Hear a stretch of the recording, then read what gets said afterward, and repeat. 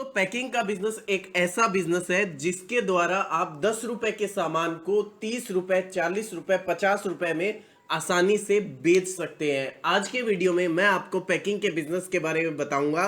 इसी के साथ मैं आपको बताऊंगा पैकिंग के बिजनेस में कितना इन्वेस्टमेंट होता है और कैसे काफी कंपनियां लाखों करोड़ों का टर्नओवर केवल और केवल पैकिंग का बिजनेस शुरू कर कमा रही है। तो चलिए दोस्तों शुरू करते हैं। देखिए, सबसे ज्यादा प्लस पॉइंट वाली बात यह है कि यह एक ऐसा बिजनेस है जिसे आप किसी भी गांव में शुरू कर सकते हो, किसी भी शहर में शुरू कर सकते हो या किसी भी जगह में शुरू कर सकते हो। आपको स्पेशल कहीं पे ऑफिस लेने की जरूरत नहीं होती, कोई गोडाउन लेने की जरूरत नहीं होती। जहां है वहां से शुरू कर सकते हो। इसी के साथ दोस्तों, ये मंदी का सबसे बढ़िया बिजनेस होता है। जब कभी भी मंदी आती है उस टाइम यह बिजनेस 4 गुना बढ़ जाता है।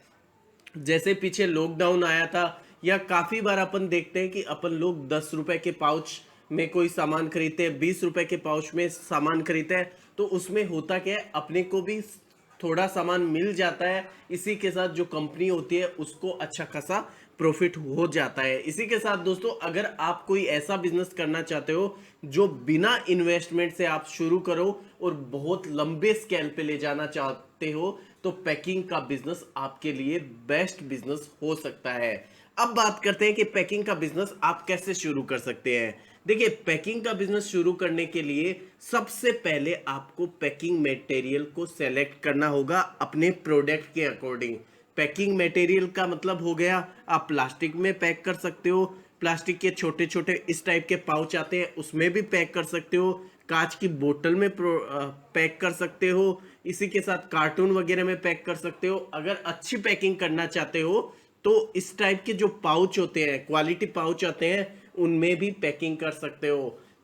देखिए, उदाहरण के तौर पे मैं बताऊं आपको कि जो नमकीन 140 रुपए, 150 रुपए में लोग लोकल में खरीदते हैं, वही नमकीन अपन लोग जो अच्छी पैकिंग और ब्रांड नेम होता है उसके साथ 200 रुपए, 300 रुपए किलो के भाव से खरीद के लाते हैं, अपने ही घर में लाते हैं। अगर आपको बिलीव नहीं हो रहा है तो आज ही अपनी किचन में जाके आप देख सकते हैं। इसी के साथ जो दूसरा पॉइंट होता है वो होता है प्रोडक्ट सेलेक्ट करना। ये सबसे मेजर पार्ट है। अगर आपको प्रॉफिट कमाना है तो प्रोडक्ट सेलेक्ट वो प्रोडक्ट किया जाता है जो आपके एरिया में सस्ता हो, आपके एरिया में क्वांटिटी में बिकता हो और आप उस प्रोडक्ट को दूसरे एरिया में आसानी से सेल कर सकते हैं।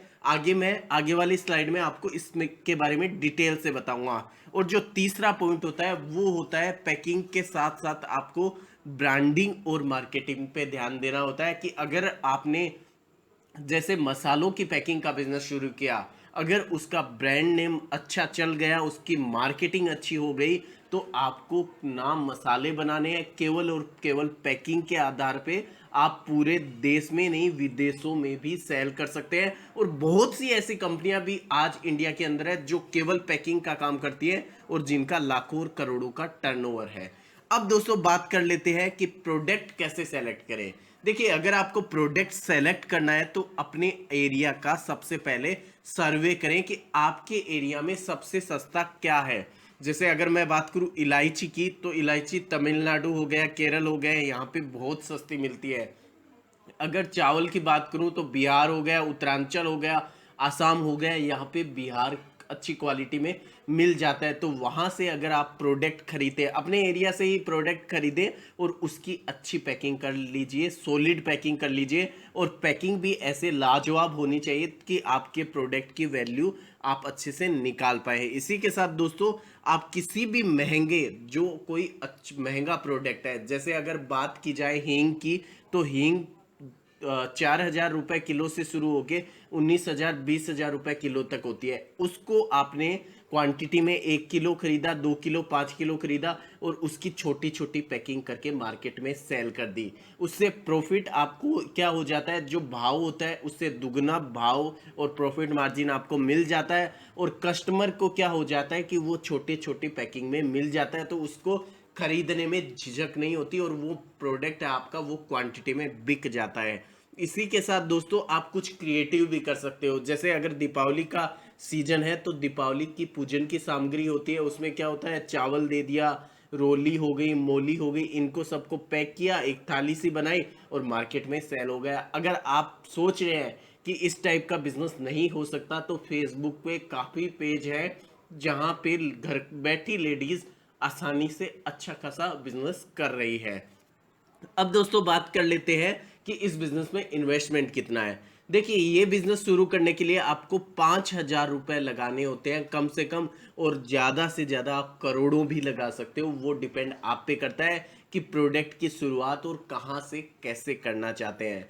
5,000 रुपए में आप केवल पैकिंग का मटेरियल लाते हैं और प्रोडक्ट लाते हैं। उस 1 किलो प्रोडक्ट के 20, 30, 40, 50, 100 छोटे छोटे पाउच बना के मार्केट में आसानी से सेल कर सकते हैं। तो ये कंप्लीटली डिपेंड आप पे रहता है। हालांकि पैकिंग की मशीनें भी आती हैं। अगर आपका बिजनेस बड़ा हो जाता है तो अपने प्रोडक्ट के अकॉर्डिंग आप पैकिंग की मशीन खरीद सकते हैं। जैसे तेल पैक करने की मशीन अलग आती है। वहीं अगर बात की जाए मिर्ची, धनिया, ये जो भी स्पाइसेस होते हैं, इनको पैकिंग करने की अलग आती है। भुजिया, नमकीन, इनको पैकिंग करने की मशीनें अलग अलग क्वांटिटी के हिसाब से आती है। अब बात कर लेते हैं profit margin. Completely profit margin depend करता है आपके प्रोडक्ट और पैकिंग मटेरियल पे। जैसे आपने नमकीन खरीदी 140 रुपए, 10 रुपए का पाउच आपने लगा दिया और आप 200, 250, 300 रुपए में बेच सकते हैं आसानी से। वो आपकी मार्केटिंग, आपके प्रोडक्ट और पैकिंग मटेरियल पे डिपेंड करता है। इसी के साथ दोस्तों, अगर आप किसी भी तरह का बिजनेस करना चाहते हैं तो मुझे कमेंट कीजिएगा आज का वीडियो कैसा लगा। अगर आपको वीडियो अच्छा लगता है तो लाइक जरूर कीजिएगा। धन्यवाद।